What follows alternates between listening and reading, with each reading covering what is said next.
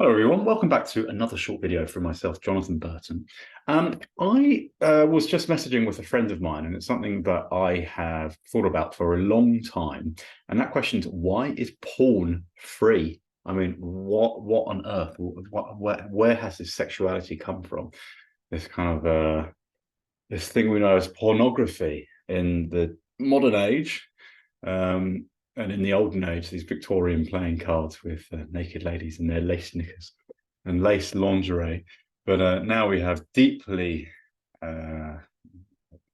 these words, pathologized pornography here. Where does it come from? Why is it free? Is it a psyop or a psychological operation? So many different ideas have kind of been running around in my head. So let's kind of dive into it, people. So my first thoughts, in fact, the first time I really thought, like, yeah, it's a bit of a weird thing. In a sea of memes on social media, I mean, you've probably seen hundreds of memes every day. There's this meme that came up and it said, if something is free, you are the product. And then it said, if porn is free, who is the product? And I was like, well, it's me, obviously, if you continue that logic. And that struck me like, why is something free? Like, I know there's, if you go on the porn websites, like you can buy cam girls, you can buy stuff from your favorite porn stars, you can get all add-ons, but for probably what, 95% of men, porn is free. There's hundreds of websites there. You just need to put something into your Google search bar and you'll have loads of porn ideas come up for you. Why is that? I mean, it could be commoditized, could be, people do make millions out of it, but you could make even more. Why is it free? And it's very interesting. Like, why? Why is this free? Why has this even come to prominence? And one of my ex-coaches, another wonderful man on the men's group scene here in the UK, Darren Deojoe, check him out. Very weird spelling of the surname, Deejoe. Great barbarian of a Scotsman. He would say, and I have to agree with him, that porn is free to weaken, to shorten men's lives. But I think the word there is really to weaken men's lives.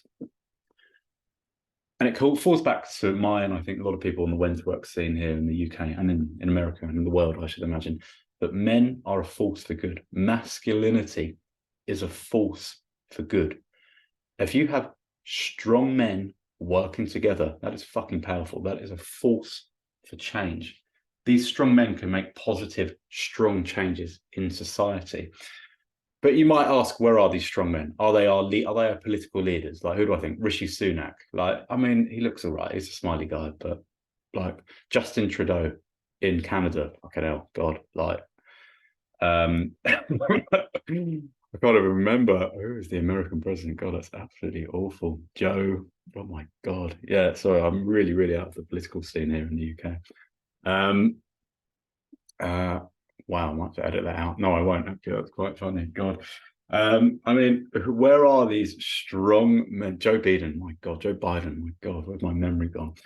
Where are these strong leaders? I mean, I think when people think of leaders and leadership, you know, a lot of minds go to our politicians. Like, who the fuck is Boris Johnson, like the previous British Prime Minister here?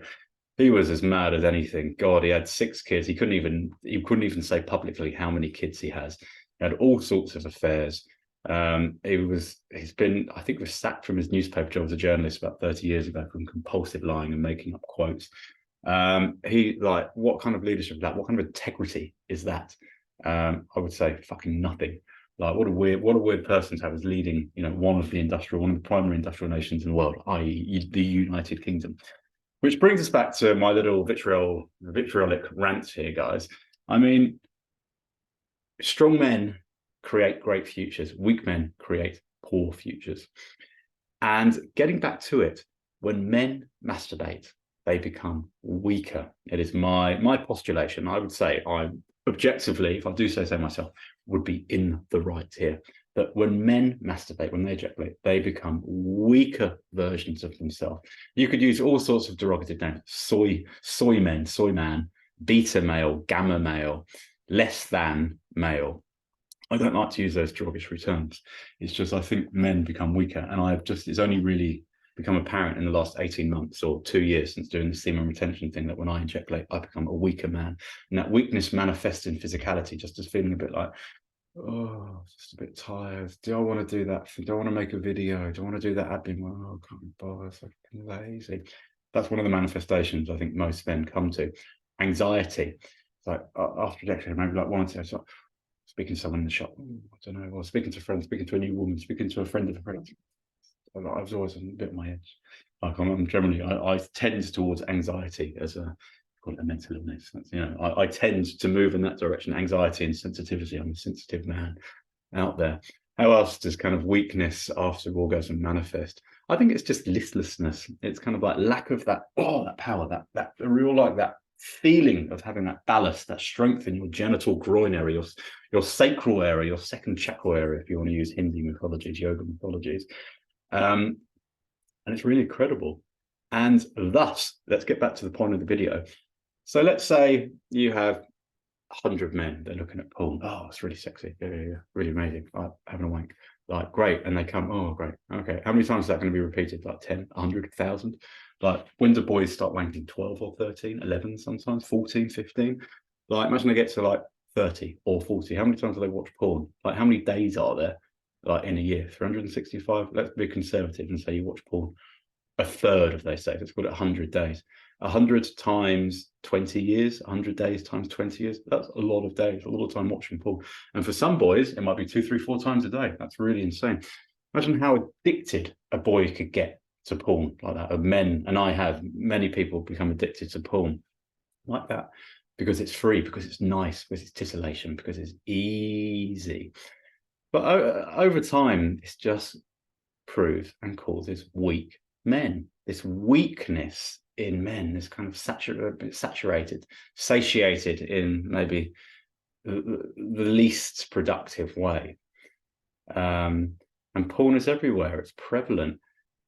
And I think this is my postulation that porn is free and porn has been created to create a society of weak men out there, to create a society of sadly weakened, and I'm going to use this derogatory term, these beta males, men that don't fight for themselves, men that don't fight injustice, men that don't feel that they can be arsed with life. Why do you think male suicide is 4 times higher than female suicides?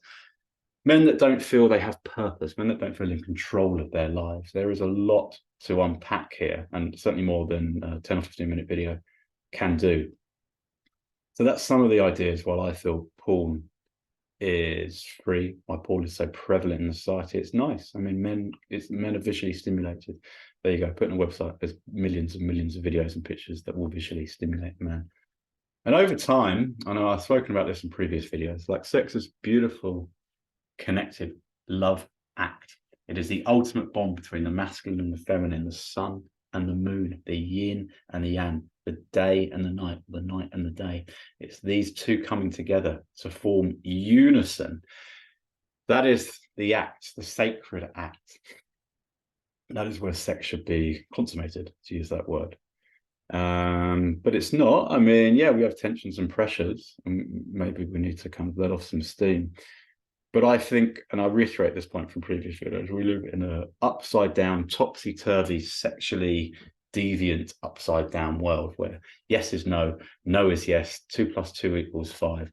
It's what George Orwell said, like something like I paraphrase, like we will know they've won when what's right is wrong and what's wrong is right, something like that. And it's like, I've only just woken up. It's like, wow, sexuality is really messed up. And my sexuality, previous to this huge healing path I've been on with my sex and sexuality, has been really messed up. Sadly, very secretive and very, very dark and shameful as well. And it's really lovely to come back to a sense of purity and wholeness, and strength and vigor, like holding my seed, like semen retention, like I just feel that's it's like I've got a battery fully charged that is continually charging despite being fully charged, I can say, that's bringing this energy into my body.